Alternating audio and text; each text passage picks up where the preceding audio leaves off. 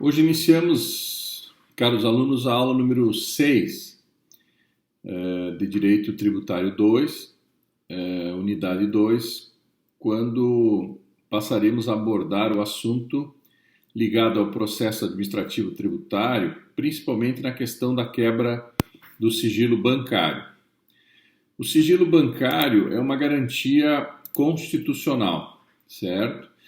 Contudo, o próprio CTN, que foi alterado em 2001 pela Lei Complementar 105, previu expressamente a possibilidade da Fazenda Pública obter informações bancárias ou financeiras daquele contribuinte investigado nas instituições onde essa movimentação financeira é realizada. Vejam, é uma forma de quebra do sigilo bancário previsto legalmente no próprio Código Tributário Nacional, certo? Que é a lei que estabelece as normas gerais da tributação. Então, a partir de 2001, um embate foi feito acerca dessa modificação do Código Tributário Nacional, no sentido de possibilitar, então, a quebra do sigilo bancário das pessoas sob investigação da Receita. A Receita investiga, fiscaliza, a Receita Federal, a Receita Estadual, a Receita Municipal, tem como obrigação fiscalizar para lançar os tributos que as pessoas resolveram não pagar ou não declarar para não pagar. Então, o artigo 6º da Lei Complementar número 5 de 2001 prevê expressamente que as autoridades, os agentes fiscais, os auditores fiscais da União, dos Estados e dos municípios e do Distrito Federal, inclusive, somente poderão examinar documentos, livros, registros de instituições financeiras se houver um devido processo administrativo instaurado e o procedimento em curso. Ou seja, ele está em andamento, um processo administrativo fiscal, que se resume na fiscalização tributária. Se tiver em curso, e esse processo tem um número, tem uma autuação, ele existe fisicamente, isso possibilita que o auditor, o fiscal, possa fazer essa incursão nos dados bancários do investigado, desde que esse exame, essa quebra de sigilo bancário, seja indispensável pela autoridade investigadora. Então, vejam, a quebra do sigilo bancário ela é possível mediante um processo administrativo fiscal instaurado, desde que as informações sejam absolutamente necessárias. A pergunta que nós temos que fazer sempre é se, para isso, precisa alguma intervenção, uma intermediação do poder judicial, do poder judiciário, ou do poder judicial no sentido da justiça interferir nisso. A resposta é que não. Claramente, agora, a legislação permite que se faça essa ingerência nas contas dos investigados, nas contas bancárias e nas instituições financeiras onde a pessoa transita o seu dinheiro, para fins de fiscalização e, no futuro, o lançamento do tributo a ser cobrado. Nós tivemos um julgamento realizado em 2016, agora recentemente, e foi ratificado o ano passado, 2019, acerca disso. Alguns ministros do STF foram a favor, dizendo que não havia quebra de sigilo e sim uma fiscalização, simplesmente.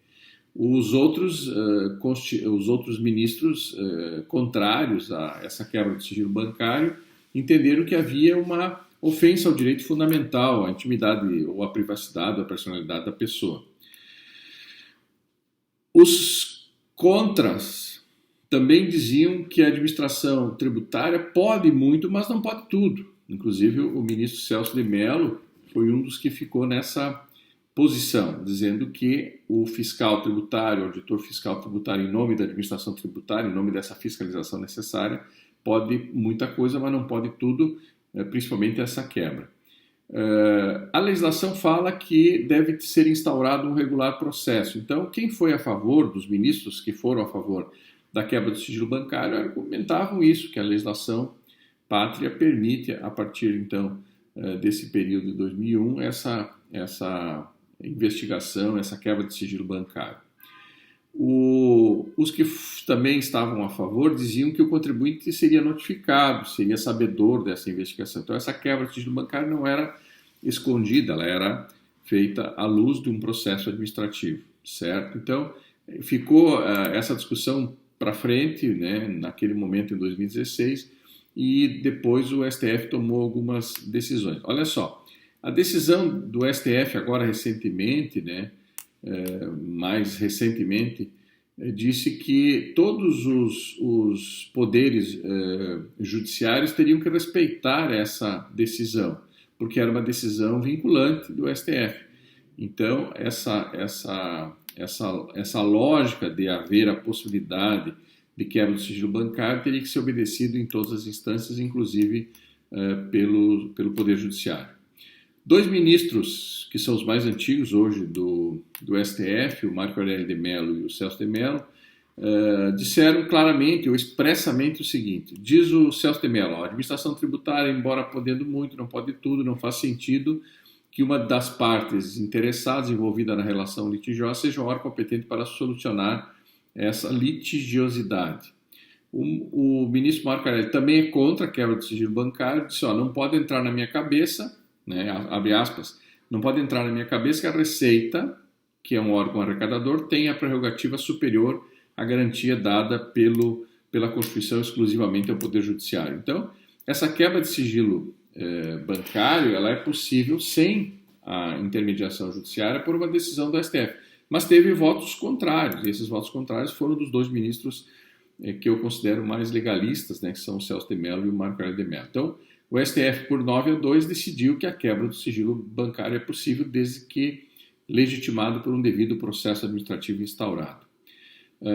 Disse o STF, concluindo essa votação, que a norma não resulta numa quebra de sigilo bancário, mas sim numa transferência de sigilo da órbita bancária para a órbita fiscal, ambas protegidas contra acesso de terceiro. Então, ficaria as informações dessa quebra, entre aspas, dessa quebra do sigilo bancário, preservado em relação a terceiros. Então, os terceiros não teriam essa informação, apenas a Receita e os envolvidos no banco, envolvidos no processo. Então, o banco fornece as informações para a Receita apura o que é necessário para fazer frente a seus objetivos, que é de fiscalização e lançamento posterior do tributo devido ou corretamente não lançado. Os estados e municípios poderão, então, também nessa mesma balada, né, obter as informações previstas no artigo 6º da Lei Complementar 105 de 2001, desde que regulamente a matéria no âmbito também dos estados e dos municípios. Então, o estado faz o seu código tributário estadual, os municípios fazem os seus códigos tributários municipais e regulamentam essa matéria, possibilitando, então, essa figura da quebra do sigilo em função de um devido processo administrativo fiscal.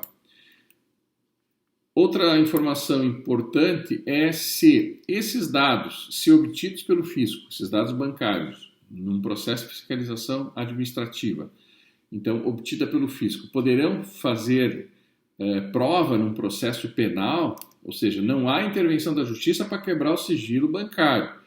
Se não há intervenção da justiça, essas informações obtidas fruto de um processo administrativo e não judicial, essas informações poderão ser usadas no processo penal futuro? A resposta, obviamente, né, o STJ já pacificou isso em 2014, dizendo que não, os dados obtidos pela Receita Federal do Brasil, né, com fundamento nesse artigo 6º da Lei Complementar 105 de 2001, mediante requisição direta às instituições bancárias, não podem ser utilizados em processo penal, sobretudo para dar base a uma ação penal. Então, isso está claro agora, nesse sentido. Há possibilidade, então, resumindo, de quebra de sigilo bancária das pessoas investigadas, tanto pela Receita Federal, Estadual ou Municipal. Esses dados serão troca de informações entre a rede bancária, o sistema financeiro e a Receita Federal, as receitas estaduais e municipais, mas os dados obtidos nessas quebras, nessas informações sigilosas, entre aspas, entre a Receita e as instituições financeiras, não poderão ser base para uma acusação penal, para uma denúncia penal. Encerramos aqui, então, dentro do processo administrativo fiscal ou tributário, a questão do processo de fiscalização e do processo de quebra do sigilo fiscal e de quebra do sigilo bancário. Então, ficou claro nessas aulas, nas aulas da quinta aula e nessa sexta aula, ficaram claras esses objetivos, essas atividades inerentes à administração fiscal tributária, no sentido de normatizar o processo de fiscalização. Agora nós vamos partir um pouco para a cobrança dos tributos propriamente dito através de um processo administrativo fiscal. Constatado que o sujeito passivo da obrigação tributária não realizou o pagamento do crédito tributário que o Estado teria direito de receber, é obrigação da administração tributária, dos órgãos da administração tributária, leia-se aqui, Receita Federal, Receita Estadual e as receitas municipais, tem a obrigação de inscrever esse devedor em dívida ativa. Essa inscrição em dívida ativa, ela se refere tanto aos tributos quanto às dívidas não tributárias. Veja, se tu recebe uma multa de trânsito, é uma sanção de um ato ilícito, isso não constitui tributo. Mas se tu não pagar a multa, ela será inscrita em dívida ativa também pelos órgãos da administração fiscal, que no caso não é tributária, mas fica a cargo dessa mesma organização fiscalizadora e de cobrança.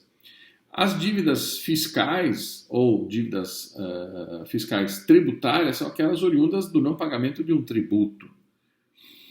Aqui se soma também as multas inerentes ao não pagamento. Vejam que, se a pessoa não pagou o tributo e não pagou as multas em decorrência do não pagamento do tributo, essas multas, conforme previsão do Código Tributário Nacional, converte-se em obrigação principal, que é de pagar o tributo, e serão lançadas em dívida ativa em conjunto com o valor principal do débito tributário ou do débito não tributário.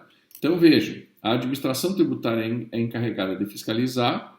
Se a pessoa fiscalizada não paga o tributo, a administração tributária deverá então inscrever essa pessoa física ou jurídica não pagadora dos tributos no prazo certo em dívida ativa. Essas dívidas podem ser tributárias e podem ser não tributárias. Quem é que pratica então esse ato de inscrever em dívida ativa? É a repartição competente. No caso dos tributos federais, a Receita Federal. No caso dos tributos estaduais, a Receita Estadual. No caso dos tributos municipais, a Receita Municipal. No caso dos tributos previdenciários, as contribuições previdenciárias, o próprio INSS tem as pessoas designadas, competentes para fazer a prática desse ato administrativo de inscrever em dívida ativa. No fundo, a inscrição em dívida ativa é mais um controle administrativo de legalidade acerca do crédito tributário. Veja, o fiscal fiscaliza o fato gerador, possibilita o lançamento do tributo, que já é um primeiro momento de controle de legalidade, a pessoa não paga, esse valor é inscrito em dívida ativa, é um segundo momento de controle de legalidade sobre esse crédito. Veja que a administração pública toma cuidados, várias vezes, acerca dos créditos a que tem direito de receber. E a inscrição em dívida ativa é um momento de controle de legalidade, sem dúvida, importante e que possibilita depois a execução fiscal, que é um processo judicial tributário que nós vamos ver em outras aulas. Nesse caso da inscrição em dívida ativa, há uma presunção relativa, ressalto, uma presunção relativa de certeza e liquidez desse crédito. Por que relativa? Porque se a pessoa for executada, tiver essa dívida ativa executada, ela pode buscar uma defesa no âmbito judicial e contestar através do embargo à execução, por exemplo, ou uma exceção de pré-executividade, ela pode contestar esse valor que está sendo inscrito e cobrado, e executado. Portanto, se há a possibilidade do sujeito passivo discutir o crédito, dizendo que não deve, por exemplo, ou dizendo que já está prescrito, já decaiu esse crédito, é possível constatar e concluir, então, que essa certeza ela não é absoluta, ela sempre é relativa em função da possibilidade do sujeito passivo, da obrigação tributária, buscar no âmbito administrativo e no âmbito judicial, posteriormente, uma defesa para fazer frente a essa cobrança. A dívida ativa, então, será inscrita quando se lavra um termo de inscrição em dívida ativa e, posteriormente, ato contínuo à inscrição em dívida ativa, é emitida uma certidão de dívida ativa, chamada pelo símbolo, né, de CDA, Certidão de Dívida Ativa. Essa certidão de dívida ativa é o que instrui o processo de execução judicial previsto na Lei 6.830 de 1980. Então, vejam que é importante e necessário a inscrição em dívida ativa para se produzir uma certidão de dívida ativa e para a posterior execução na ordem judicial. A inscrição em dívida ativa, né, pode ser definida como crédito tributário inscrito. Então, o débito tributário estando inscrito, é possível produzir uma certidão e essa certidão tem como efeito, né, embasar uma execução fiscal futura. O que deve constar do termo de inscrição em dívida ativa? O nome do devedor, dos corresponsáveis pela dívida tributária e, sempre que conhecido, o domicílio e a residência desse devedor. Segundo, o valor originário dessa dívida, tributária ou não tributária, o termo inicial e a forma de calcular os juros de mora e os encargos previstos na lei. Terceiro, a origem, a natureza e o fundamento legal da dívida. Vejam, aqui que vai ocorrer a diferenciação entre dívida de natureza tributária e dívida de natureza não tributária. Certo? Então, aqui tem que citar a lei que instituiu o tributo ou a lei que instituiu a sanção decorrente de alguma multa, né, de trânsito, por exemplo, ou do próprio Tribunal de Contas acerca de um procedimento inadequado de um administrador público, e ele será executado como dívida não tributária, mas fundamentado também numa inscrição em dívida ativa. Quarto ponto importante, a indicação, se for o caso, se essa dívida está sujeita à atualização monetária. Se não tiver previsão legal de atualização monetária ou de cobrança de juros e multa, não poderá ser inscrita em dívida ativa exatamente essas duas situações. Esses valores não deverão ser calculados em função de não haver previsão legal. Resgate-se aqui o princípio da legalidade. É importante, no termo de inscrição em dívida ativa, colocar a data, o número da inscrição no registro, né, no registro dessa dívida ativa no livro dos inscritos em dívida ativa, que hoje é virtual, não é mais físico, mas continua sendo registrado. E, por último, se tiver um processo administrativo fiscal que apurou essa dívida, citar também no termo de inscrição em dívida ativa o número do processo ou do auto de infração, né, aquilo que estiver apurada a dívida, o processo onde se apurou essa dívida tributária ou não tributária, deverá ser citado também na inscrição em dívida ativa. É possível protestar uma certidão de dívida ativa depois de devidamente inscrita e produzida essa certidão? A pergunta é muito importante, porque o CTN, num primeiro momento, não previa essa possibilidade, mas agora o STJ tomou uma decisão em 2013 que diz o seguinte, abre aspas, é legal a possibilidade de protesto à CDA como meio adequado extrajudicial de cobrança da dívida. Então, a partir de 2013, o próprio STJ entendeu que é possível o protesto de uma certidão de dívida ativa desde que regularmente inscrita em dívida ativa. O protesto é um ato formal, né? Vocês conhecem, um ato solene que prova a inadimplência ou descumprimento de alguma obrigação de algum título, e no caso a CDA, Certidão de Dívida Ativa, não deixa de ser um título extrajudicial, mas que vai ser utilizado numa execução judicial futura. Então, por isso é possível, segundo o STJ, exatamente fazer ou realizar esse protesto desse título. Inclui-se entre os títulos parágrafo único do artigo 1º da Lei 9.429 de 97, que é onde prevê exatamente essa possibilidade do protesto de uma certidão de dívida ativa. Diz o parágrafo único do artigo 1º, abre aspas, inclui-se entre os títulos sujeitos a protesto as certidões de dívida ativa da União, dos Estados, do Distrito Federal, dos municípios e das respectivas autarquias e fundações públicas. Veja como é bem amplo essa previsão legal, no sentido de possibilitar o protesto de uma certidão de dívida ativa. Por isso, a importância de inscrever os devedores de tributos, né, no cadastro dos inadimplentes inscrevendo eles na dívida ativa para depois emitir uma certidão dessa dívida que comprova de forma relativa a certeza e a liquidez desse débito para poder então providenciar no protesto e futuramente uma execução fiscal.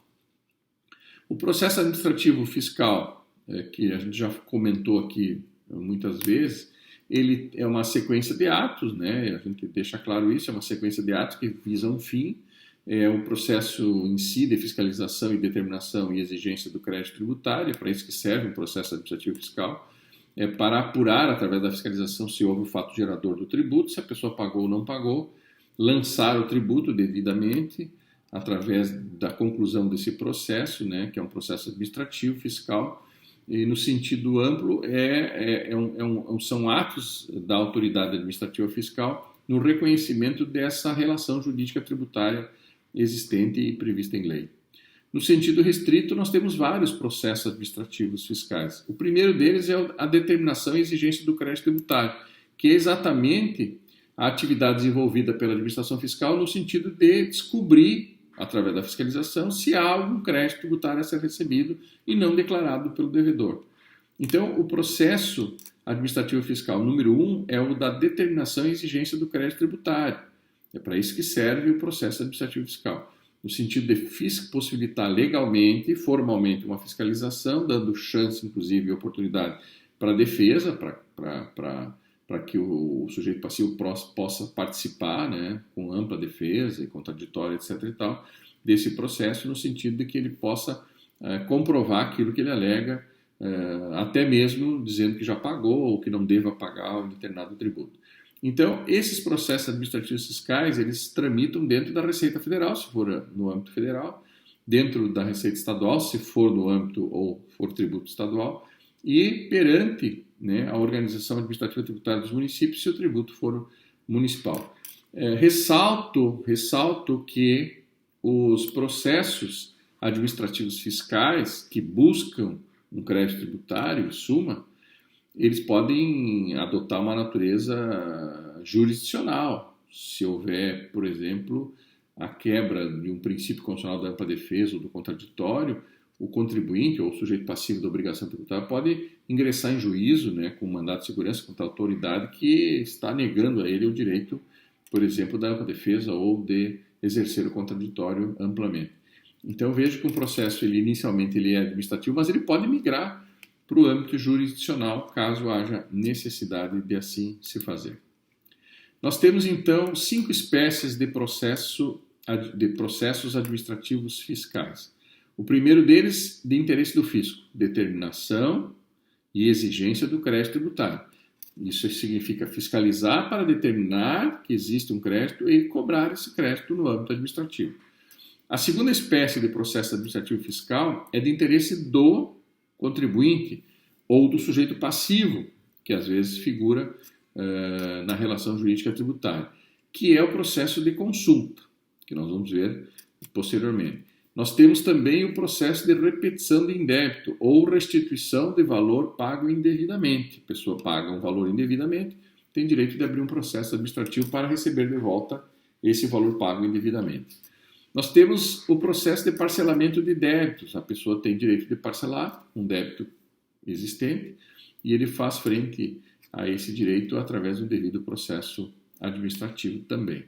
E existem os direitos inerentes à tributação, como imunidades, isenções, não incidências, etc., né, que possibilitam ao sujeito passivo buscar esses direitos através do devido processo administrativo perante a própria administração tributária. Então, o reconhecimento de direitos são reconhecimentos inerentes a isso, anistias de juros e multas, remissão de tributos. Em casos de calamidade pública, como estamos passando, ele pode requerer uma moratória, né, prevista em lei. Desde que haja previsão legal, é possível que o contribuinte peça o reconhecimento do seu direito através de um devido processo administrativo. Vejam que esses processos são processos administrativos fiscais. Primeiro, determinação e exigência do crédito, consulta, repetição de indébito, parcelamento de débito e reconhecimento de algum direito. A determinação e exigência do crédito tributário começa a ser vista no CTN no artigo 142. é o mais importante processo da administração tributária, porque é a própria constituição do crédito tributário, é a própria busca de um valor de tributo não pago ou não declarado devidamente. Então, o que faz um fiscal, um auditor fiscal? Ele processa isso através de vários atos que compõem o processo. O processo de determinação nada mais é do que fiscalização, para determinar a existência de um crédito tributário e cobrar o devedor. É o próprio processo de lançamento do tributo, que começa pela fiscalização acerca do fato gerador. Vejam, a lei institui o tributo, prevê uma hipótese de incidência para esse tributo. O fato gerador é o acontecimento dessa hipótese que dá origem a uma obrigação tributária. A pessoa, por exemplo, ela deve, ao vender um produto, declarar e recolher ICMS. Se ela não declara e também não recolhe o ICMS, o processo de determinação e exigência desse crédito de ICMS é através de um processo administrativo fiscal, encarregado isso aos agentes da administração tributária. Leia-se aqui os fiscais e os auditores fiscais tributários. A União tem esse processo regulamentado pelo decreto 70.235, certo? E regulamentado também pelo decreto 7574 de 2011. O 7235 é lá de 72. Esse é de 2011, o 7574, que é um decreto de regulamentação do processo de determinação e exigência do crédito tributário. Esse processo a cargo da Receita Federal, Estadual, Municipal, ele pode tramitar unilateralmente. O fiscal vai até a empresa, descobre que houve o fato gerador, através da fiscalização, abre um processo, lança o tributo, comunica o devedor paga. Está encerrado o processo administrativo. Houve a fiscalização, houve a determinação e a exigência do crédito e houve o pagamento. Estando tudo isso completo, o processo se extingue pelo pagamento. Então, aquele crédito foi satisfeito. Logo, o processo administrativo fiscal de determinação e exigência do crédito se conclui. Mas o sujeito passivo, seja ele contribuinte ou não, poderá abrir uma discussão. Olha, eu não devo esse tributo. Olha, esse tributo já decaiu, vocês não podem mais me fiscalizar e lançar esse tributo. Já operou a decadência. Ou vocês lançaram ele no prazo, mas agora vocês estão me fiscalizando para me cobrar e já prescreveu o prazo para a cobrança. Então, vejam, vários são os motivos que podem abrir a bilateralidade desse processo, ou seja, o processo administrativo fiscal ele pode ser unilateral ou bilateral. Ele só será bilateral se o sujeito passivo contestar, né, o processo em si de exigência e cobrança do crédito tributário. E várias são as teses possíveis. O contribuinte pode, inclusive, dizer, olha, eu já paguei, vocês estão me fiscalizando, determinando e exigindo um crédito que eu já saldei, que eu já paguei, ou que eu estou parcelando e já estou pagando. Então, é possível haver essas situações em que o processo administrativo fiscal possa ser bilateral. Bom, o processo ele sempre inicia com uma notificação da administração tributária em relação ao investigado, ao fiscalizado, que é normalmente o contribuinte, ou o sujeito passivo da obrigação, como responsável, como solidário, né, na obrigação tributária. Então, nós temos que nos ater às seguintes etapas. Tem que haver um termo de início de fiscalização, ele pode começar o processo através de uma apreensão de mercadoria, que é a mesma coisa que um termo de início de fiscalização. Pode ser um começo de despacho aduaneiro, que também é um início de processo administrativo fiscal. Um auto de infração, se o fiscal já sabe que há uma infração fiscal, ele abre o processo administrativo fiscal de exigência do crédito já aplicando uma multa, e isso a gente chama de auto de infração. E o processo, depois de tramitar regularmente, de acordo com o decreto 75/74 de 2011, ele se conclui com o termo de encerramento de fiscalização, onde o fiscal ou o auditor fiscal encarregado do processo vai dizer, olha, ele deve isso e deve mais essa multa, mais esse juro. Ou conclui que ele não deve nada, pode acontecer isso também. Então, o processo administrativo fiscal ele pode ter um resultado positivo para a Receita, no sentido de apurar um valor devido, mas ela pode também concluir que não há valor devido e encerrar o processo administrativo com um termo de encerramento de fiscalização sem contudo, lançar qualquer tributo em relação àquele contribuinte.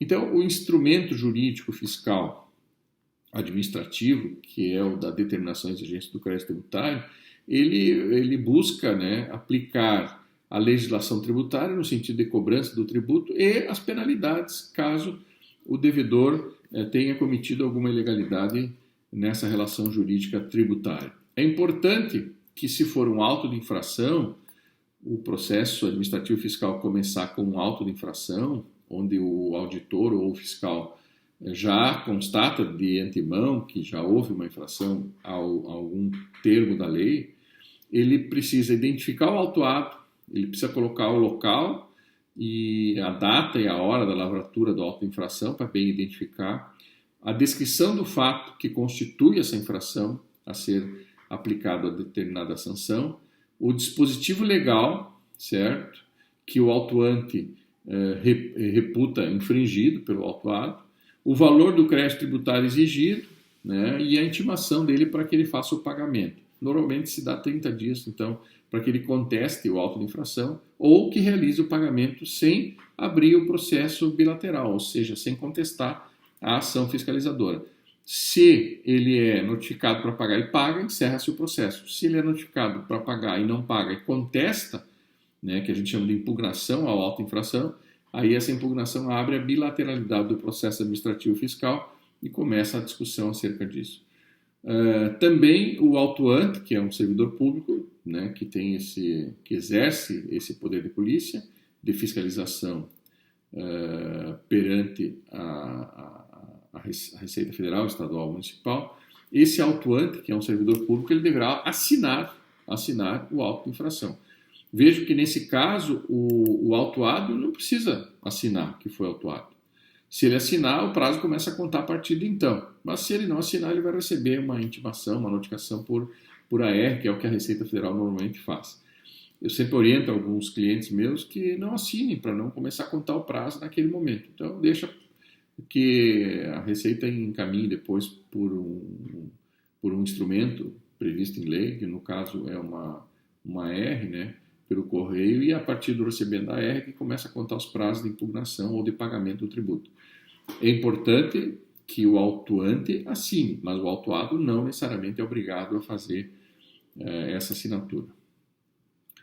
A fase bilateral, que eu disse para vocês, ela inicia com a impugnação da ação fiscalizadora. O fiscal está fiscalizando, a pessoa fiscalizada não concorda com a fiscalização, ela tem várias teses que ela pode levantar, e isso dá início à bilateralidade do processo se ela apresentar a impugnação dentro do prazo de pagamento. Se ela não fizer o pagamento e apresentar a impugnação, começa então, à luz do artigo 142 e seguintes do CTN, esse processo todo ele regulamentado pelo Decreto 75/74 de 2011 no âmbito federal. No âmbito municipal, cada município precisa estabelecer os critérios do processo administrativo fiscal no âmbito da sua jurisdição, assim como o Estado no seu Código Tributário Estadual. O exercício do contraditório da ampla defesa deve ser respeitado, né?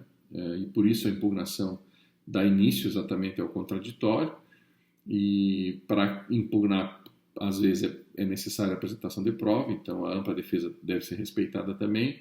Pode acontecer de haver previsão, e isso é o que garante a ampla defesa, as diligências e as perícias necessárias para apurar se há ou não tributo devido, e o julgamento será feito em primeira instância, normalmente, se for no âmbito do município, pelo próprio secretário da Fazenda do município. Depois, se a pessoa entende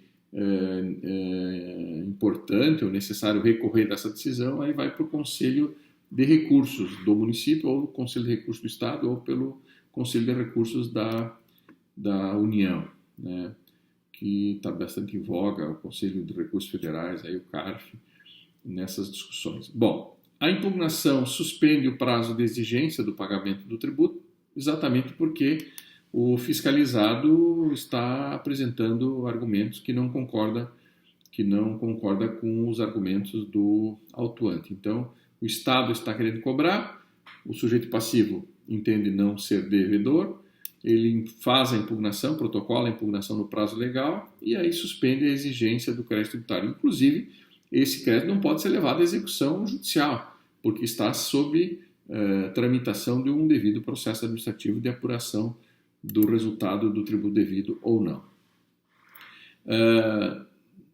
Se encerra o processo no âmbito administrativo quando do recurso, se for apresentado, e o julgamento do Conselho Superior de Recurso, que é uma segunda instância no âmbito administrativo. Então, nós temos a fiscalização atuando, montando um devido processo para exigir e determinar e exigir o crédito tributário. Se a pessoa fizer uma impugnação e for julgada improcedente em primeira instância, ela tem direito de recorrer a uma segunda instância dentro do prazo legal, que a gente chama de recurso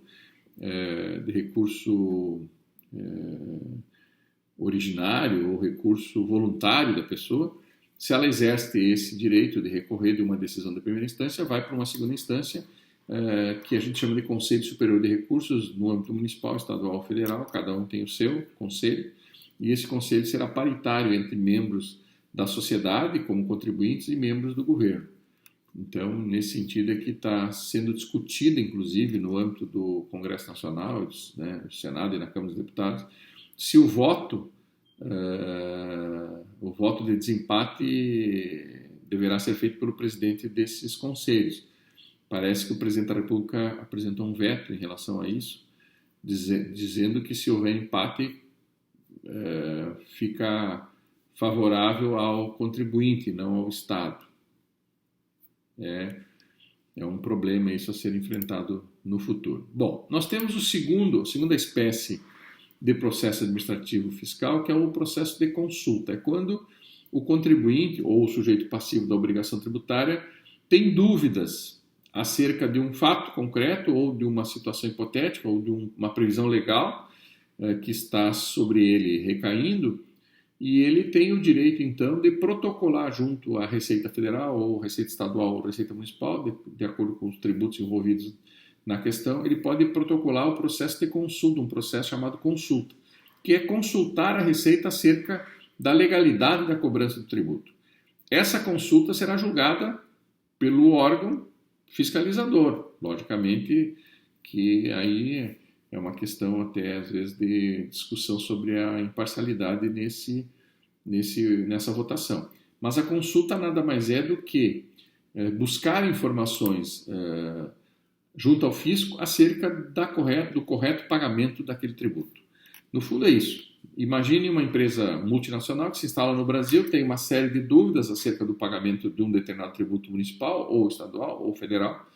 Então, o direito dele de abrir um processo de consulta para esclarecer as formas de declaração, as formas de pagamento, os prazos, as datas, o que importa na declaração, o que precisa ser declarado ou não, quais os tributos que recaem sobre aquela operação envolvida naquela empresa, e etc. E tal. Então, o processo de consulta nada mais é do que a consulta formal ao fisco acerca da legalidade em situações hipotéticas levantadas pelas empresas ou pessoas físicas também.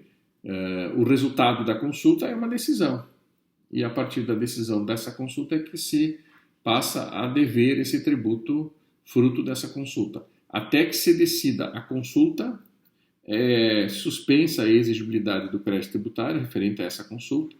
Então, a pessoa que consulta, ela ganha um tempo até para pagar, um prazo para pagar o tributo, até que se encerre esse processo chamado processo de consulta.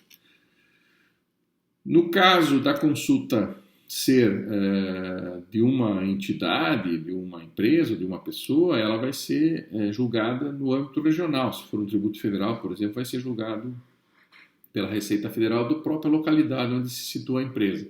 Se for um questionamento, uma consulta em âmbito federal, de uma entidade que representa órgãos de representação federal, por exemplo, a OAB faz uma consulta acerca do imposto de renda dos advogados.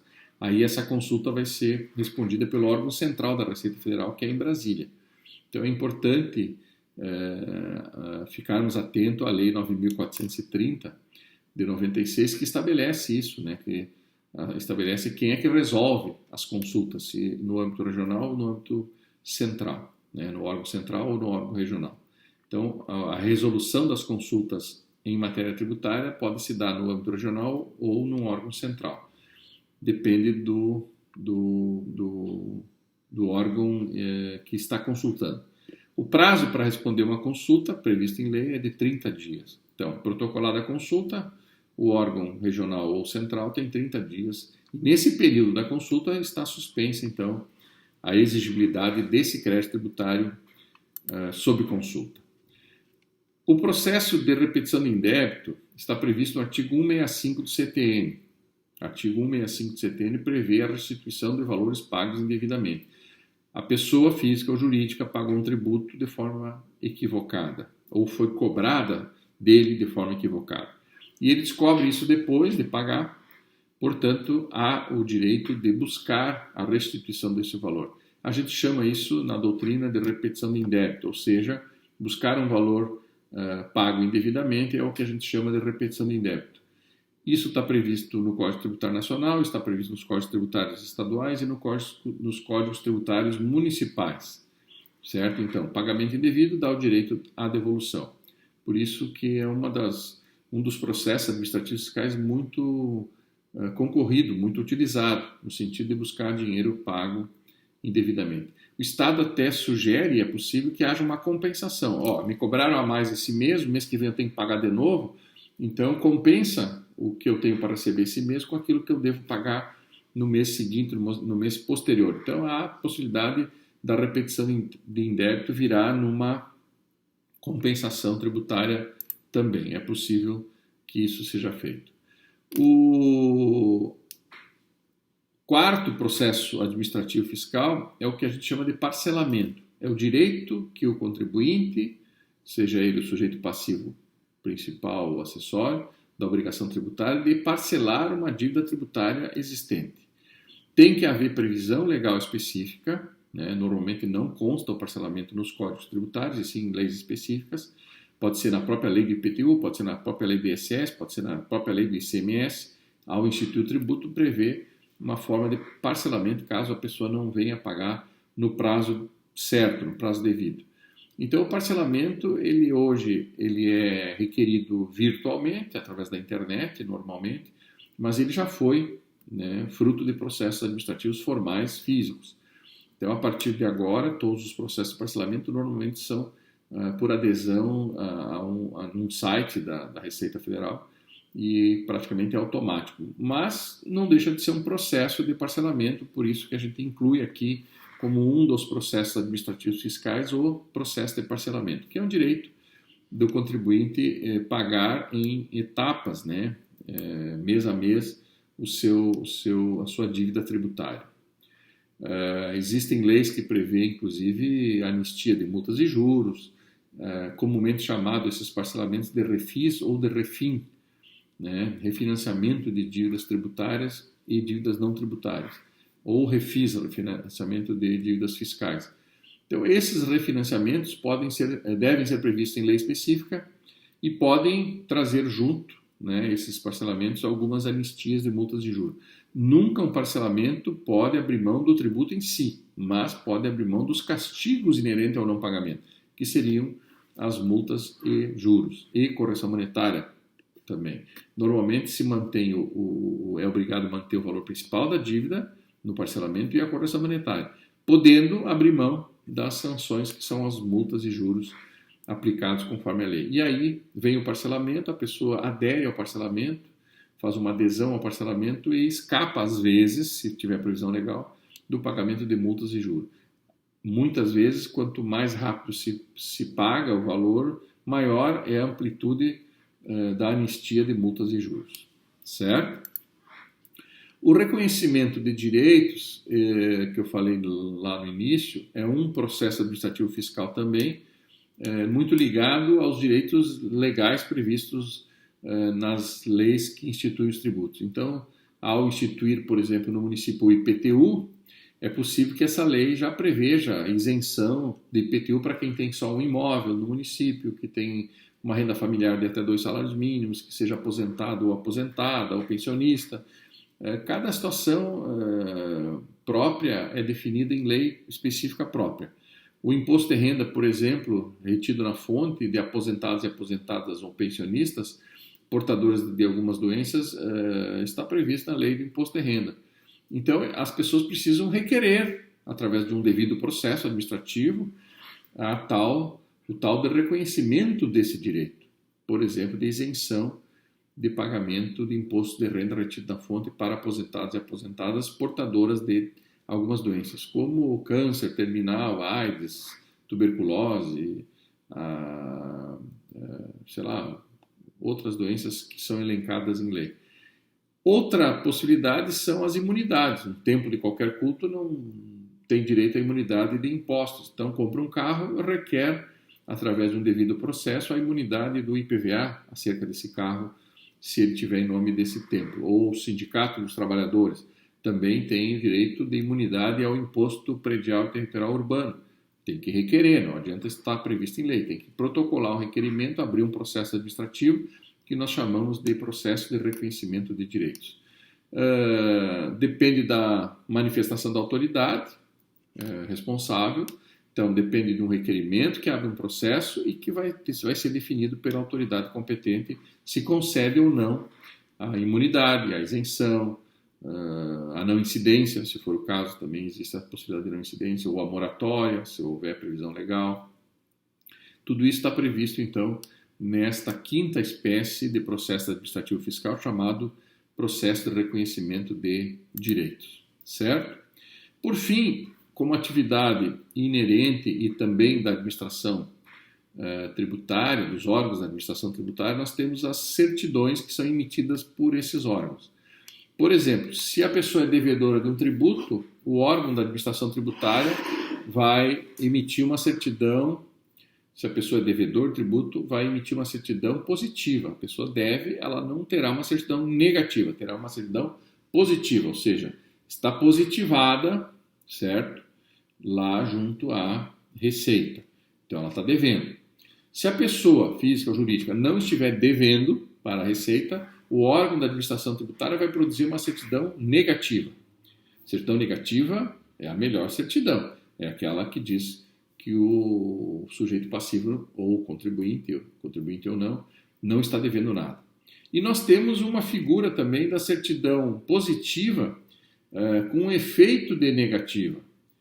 A certidão positiva com efeito de negativa quer dizer que a pessoa deve, mas que ela está pagando, através, por exemplo, de um parcelamento. Ou ela goza de uma moratória, ela tem um prazo maior para pagar, embora ela esteja devendo. Essa certidão positiva com efeito de negativa, vejam que o próprio termo diz, os efeitos são de uma negativa. Qual a importância dessas certidões? A pessoa que vai fazer concurso público tem que estar com certidão negativa ou certidão positiva com efeito negativo. Se tu tiver positivado, provavelmente não vai ser contemplado com o resultado do concurso. Se tu quiser participar como empresa ou pessoa física de uma licitação, também tu tem que ter uma certidão negativa. Quem expede essa certidão negativa é os órgãos da Receita Federal, Estadual ou Municipal. Por isso, é uma das atividades também dos órgãos da administração tributária. Para concluir, resumidamente, nós temos o quê? Os órgãos da administração tributária, leia-se aqui, Receita Federal, para exemplificar. Nós temos a Receita Estadual e a Receita Municipal. Nós vamos exemplificar com a Receita Federal. Ela tem a função, são agentes públicos concursados, que têm a função de fazer parte do quadro dos servidores da Receita, no sentido de buscar os tributos através da fiscalização e da determinação da existência de crédito tributário a ser cobrado.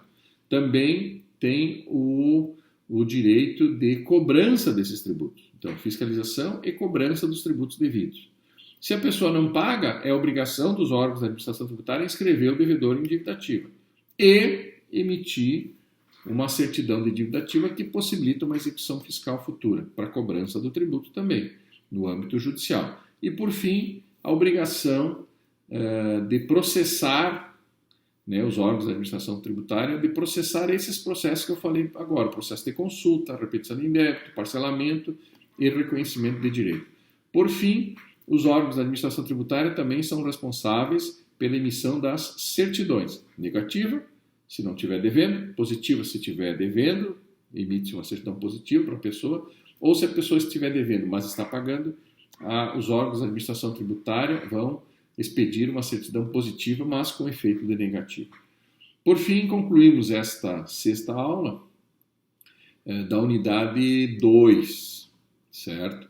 A partir de agora, na próxima aula, a partir dessa, nós faremos algumas peças de processos administrativos fiscais, ou seja, eu vou entregar para vocês pela plataforma Blackboard no material ali no portfólio, como parte da M2, nós vamos passar para vocês então estudos de caso em que vocês vão resolver através de petições, né, de documento escrito, vocês vão ter que escanear e nos mandar.